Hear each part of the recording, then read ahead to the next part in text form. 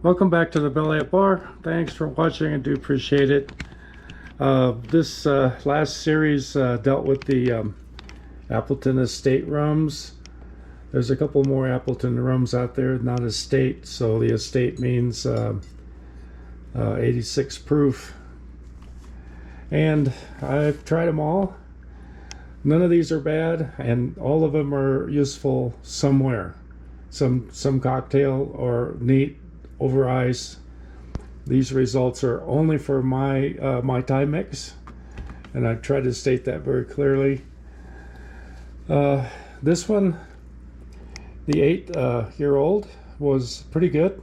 Just didn't have that, that little extra taste that this one has. The 12. This is the winner. This is the one that tastes the best in my Mai Tai mix. So at the time I bought this one, it was 47 bucks. So this is my recommendation for my particular Mai Tai mix. This one, the 15, had a little bit too smooth. Didn't really come through in the Mai Tai. But of course I wouldn't turn it down. It's just that the 12 tasted better to me. And the 21 at 140 a bottle, it's so smooth, basically disappeared in the Mai Tai. So my recommendation for a really good Mai Tai using my mix is the 12. I do appreciate everybody watching.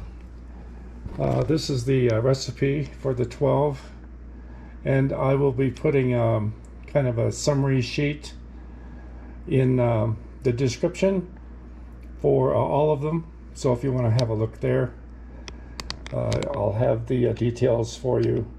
So good luck on your Mai Tais. I may make a few more. I'm fresh out of limes. I used about 40 limes to make this series. So once I replenish, I may throw a Mai Tai or two your way. Got a couple more bottles I'd like to try. Not Appleton and not El Dorados. Thanks a lot, and we'll see you next round.